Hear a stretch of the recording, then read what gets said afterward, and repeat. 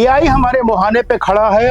हम कहीं ना कहीं जॉब लूज करने के कगार पे हैं। ऐसा नहीं कि हम लोगों ने जॉब खोया नहीं है, तकरीबन 80,000 जॉब अभी तक चली गई है। नमस्कार, मैं हूं संजय राणा, आप देख रहे हैं देशभक्त। समस्या ये नहीं कि यूजीसी को क्या बनाना चाहिए और क्या नहीं करना चाहिए। समस्या ये है कि यूजीसी वो काम कर रही है जिसके लिए उसको बनाया गया। क्या वो काम कर रही है कि लोगों के लिए ऐसी योजना बनाए या ऐसे सब्जेक्ट लाए जहां पे युवाओं को कहीं ना कहीं रोजगार मिले। देखिए, एआई के आने के बाद एक हवा तो खड़ा हुआ था और हवा सत्य भी है।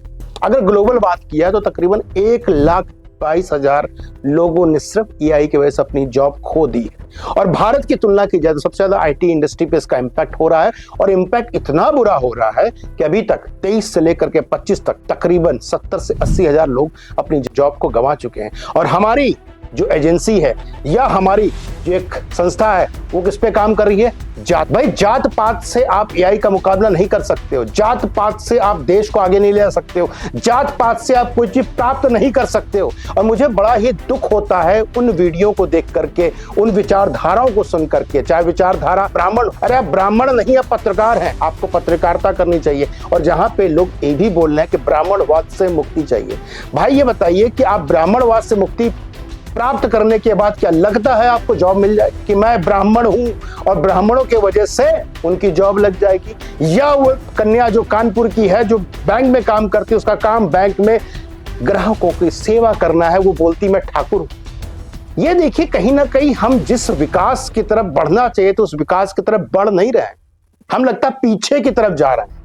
ये सरकार की वजह से है। ऐसा है क्या? क्योंकि यूजीसी जो काम कर रही है, कहीं ना कहीं जो गहराई है, जो गड्ढा है, जात पात का गड्ढा, वो कहीं ना कहीं बढ़ता चला जा रहा है।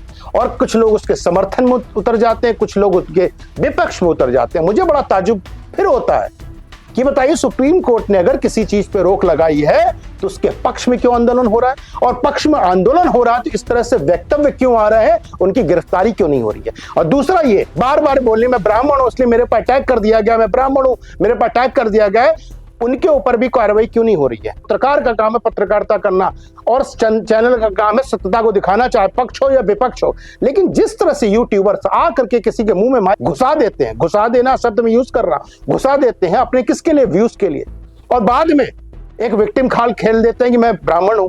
भाई, क्षत्रिय ब्राह्मण वैश्य या शूद्र की बात नहीं हो रही। फर्स्ट ऑफ ऑल बात हो रही है इस देश की, बात हो रही है डेवलपमेंट की। और डेवलपमेंट कहां पे हो रहा है?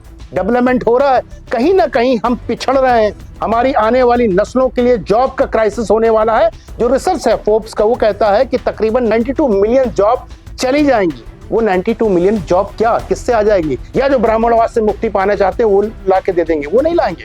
सरकार को यूजीसी पे ऐसा पॉलिसीज लानी चाहिए जिससे विकास हो सके, कोर्सेज ऐसे होने चाहिए जिससे सबका विकास हो सके, सबको रोजगार मिल सके, ना कि ऐसे भेदभाव बढ़ चुके। मैं उनके भी खिलाफ हूं जो ब्राह्मण का चोला ओढ़े घूम रहे हैं, ठाकुरों का चोला ओढ़े घूम रहे हैं। यूट्यूबर पे भी कार्रवाई होनी चाहिए जो सबके अंदर माइक घुसा देते हैं सिर्फ अपने व्यूअर्स के लिए। देखिए, व्यू पाने के लिए आप देश को मत तोड़िए, व्यू पाने के लिए अपने देश को मत बर्बाद करिए।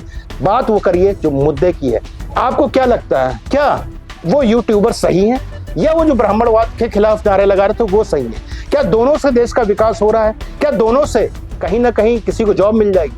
प्लीज कमेंट में जरूर बताइएगा कि क्या हम सही दिशा में चल रहे हैं, क्या हमारा देश सही दिशा में जा रहा है, या हम कहीं ना कहीं खाइयों में बट चुके हैं और देश को गर्द में पहुंचा देंगे। धन्यवाद।